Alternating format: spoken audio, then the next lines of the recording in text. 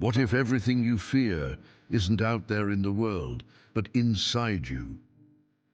This question is not just a phrase, it's a calling, an invitation to look beyond the obvious. It echoes like an ancient bell in a monastery forgotten by time.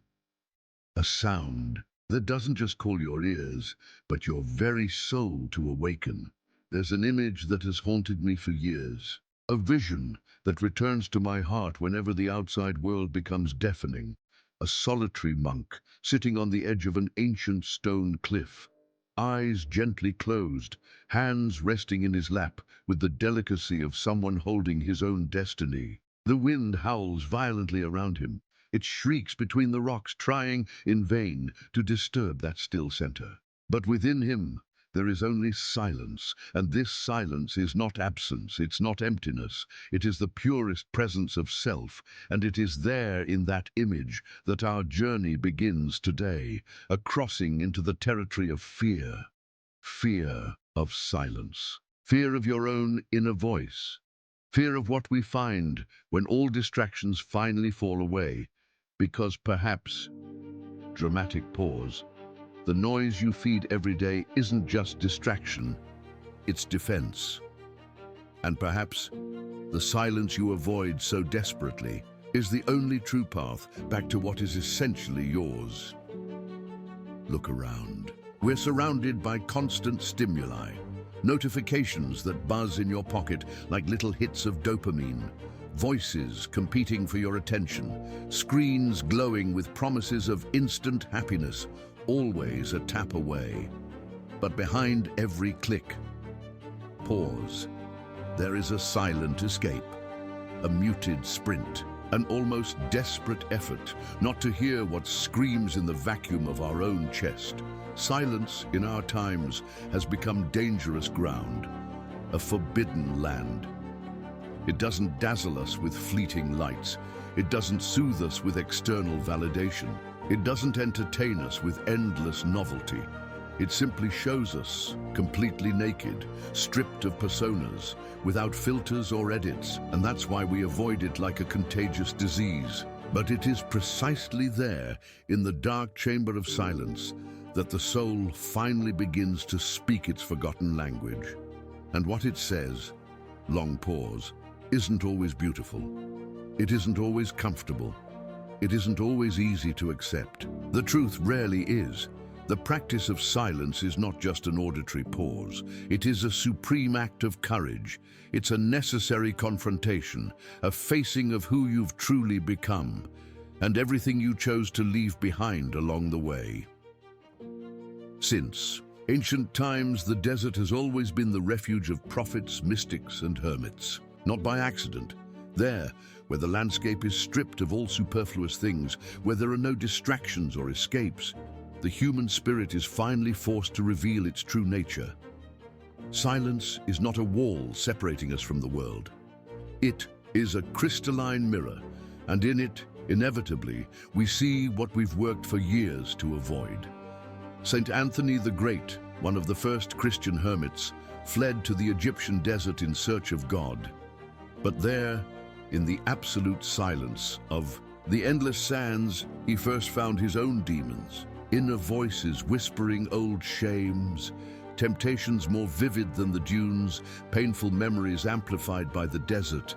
Everything surfaced like underground water finally finding a crack to emerge through, because silence doesn't erase the internal and chaos. It simply makes it finally audible. And that is exactly what we fear the most. Not silence itself, but what it inevitably reveals. The chronic dissatisfaction we chew like gum day after day. The important words that stayed stuck in our throats.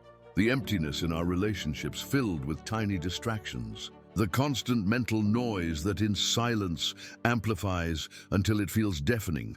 But this mirror, no matter how terrifying it seems, is absolutely necessary.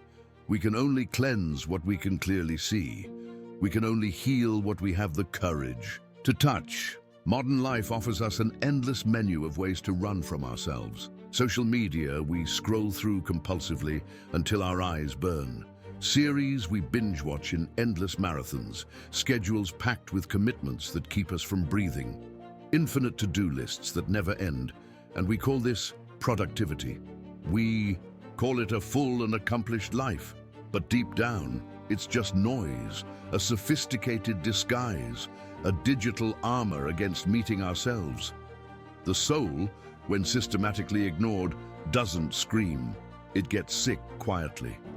It shows up in anxiety, attacks that come without warning, in sleepless nights where the ceiling seems to judge us, in a deep fatigue that no weekend can cure. The medieval mystic Thomas à Kempis once wrote words that feel more necessary now than in his own time. Flee the noise of words and the crowds, for it is in solitude that a man truly purifies himself. But who today is truly willing to retreat, to sit for just 10 minutes doing absolutely nothing, without compulsively scrolling, without seeking external validation in tiny digital reactions to our existence?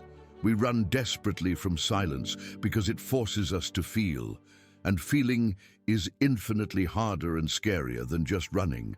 But there comes a moment when something extraordinary happens. Silence stops being a threat and becomes a refuge. It doesn't happen suddenly like a lightning bolt. It's a gradual process. The soul needs to relearn how to trust this sacred space. At first, it's uncomfortable, almost unbearable. The mind throbs with impatience, demands entertainment, screams for stimulation. But with time and persistence, silence begins to open up like fertile land after a storm. You start hearing the subtler layers of reality, the ones constant, noise always covered, the delicate sound of the wind in the leaves, the rhythm of your own heart, beating since before you had a name. Thoughts that once raced now begin to reveal their true nature, and deeper still, the voice of your own essence, the one you've ignored for years, maybe decades, the one that knows who you are beneath all the roles you perform. Silence then becomes a sacred place, a portable temple, where time slows to almost nothing, where simple, conscious presence becomes the most powerful medicine, where the soul, finally heard, begins to remember who it truly is. All this visceral fear of silence is at its core fear of being truly real, of facing that maybe you're not as perfectly happy as your social media photos suggest, that there are parts of you abandoned in some dark corner of memory waiting for reconciliation, that your spirituality may have become just a sophisticated social performance. It's hard to admit these truths, but deeply necessary. The soul was not designed to be ignored for too long. It begins inevitably to manifest in unexpected and often painful ways, in a body that falls ill without apparent cause, in relationships that grow empty, in the constant sense that something essential is missing, even when everything looks perfect on the surface. Silence is the only true therapist who doesn't need to say a single word. It just waits, patiently. And when you finally decide to listen, it doesn't accuse or judge. It simply shows what has always been there. But only those with genuine courage to look can truly begin to transform. In the end, a fundamental choice stands before you right now: to keep running, feeding the endless cycle of distractions, or to sit, even for just a few sacred minutes, before the altar of silence. Monks, hermits, and contemplatives of all traditions do this not out of empty mysticism or superstition. They understood something deep that our noisy civilization has forgotten. The human soul needs space to breathe. It needs true listening.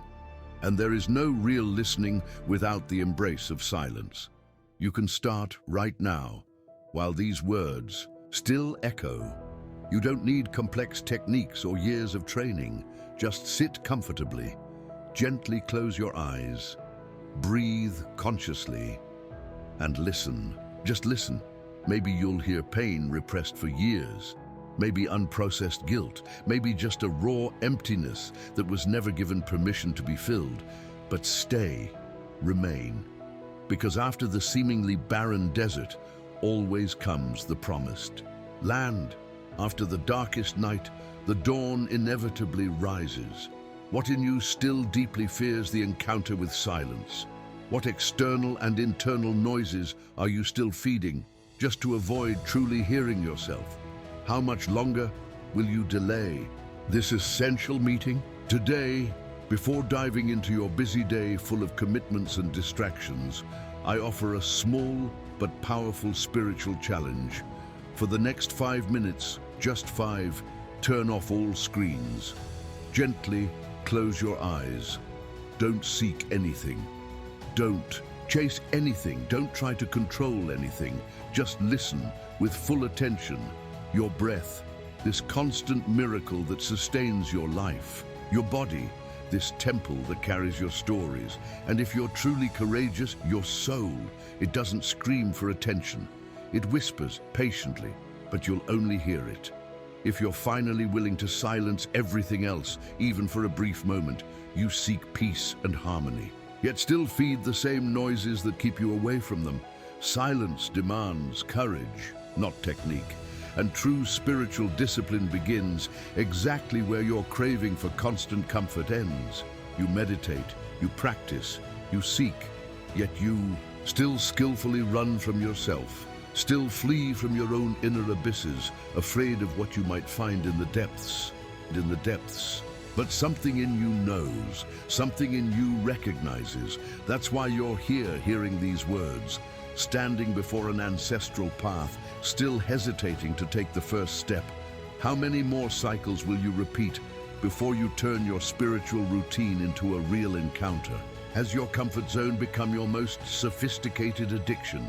You say you long for deep transformation, but are you truly willing to fall silent in order to finally receive it? You're still here because something in you wants to awaken, something that recognizes truth beyond words. Choose a new path today, or continue feeding the same noises that have kept you asleep for far too long. The choice, as it has always been, is entirely yours.